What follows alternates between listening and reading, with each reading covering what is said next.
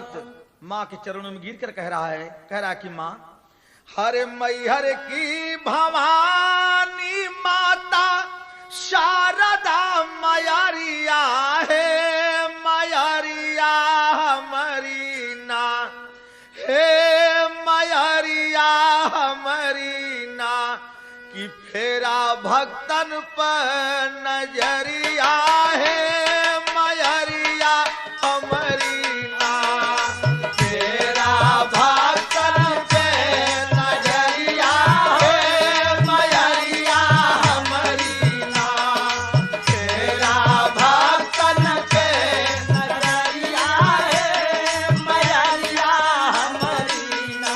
मैहर की भवानी माता शारदा कुमारिया है, मयरिया हमारी ना, फेरा भक्तन पे नजरिया है, मयरिया हमारी ना, फेरा भक्तन पे नजरिया है, मयरिया हमारी ना, फेरा भक्तन पे नजरिया है, मयरिया हमारी ना।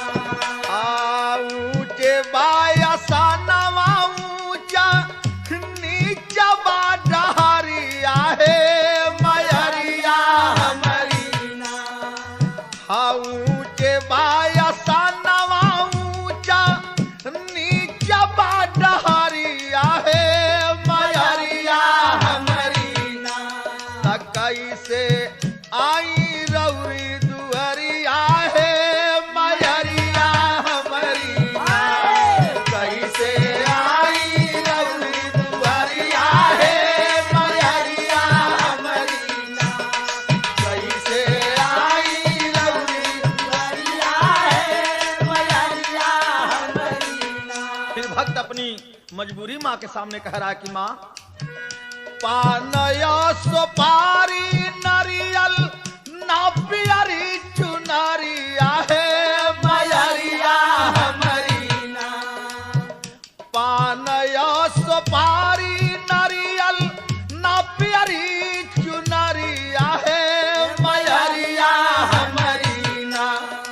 कैसे पूजी हम पयरिया है, मयरिया हमारी ना, कैसे पूजी हम पयरिया है, मयरिया हमारी ना, कैसे पूजी हम पयरिया है, मयरिया हमारी ना, कैसे पूजी हम पयरिया है, मयरिया हमारी ना।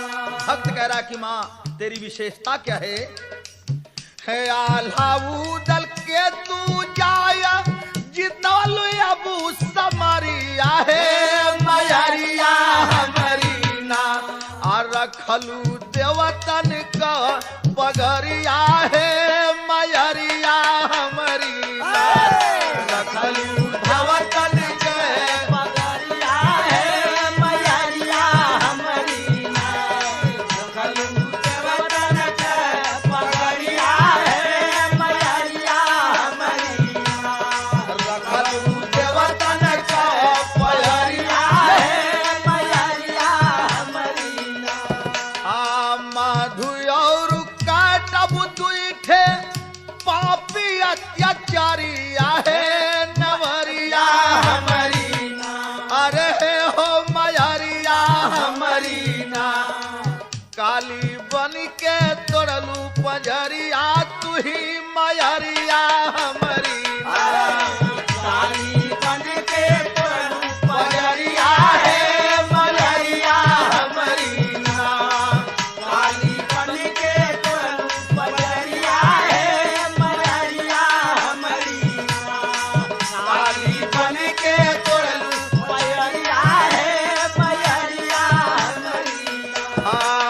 एक बेर फिर तू आवा तू हमारी मेड़रिया है, मयरिया हमारी ना। तकटती गरवा कमोरे फसरिया हे, मयरिया हमारी ना। कटती गरवा कमोरे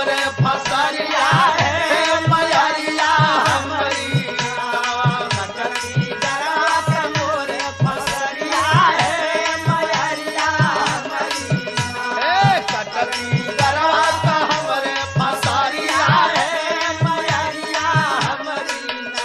हाँ गुरु गणेश बचन के सो कखवलू नेवारिया है मयरिया हमारी ना। ठकुरी बेचल निपटय नारिया है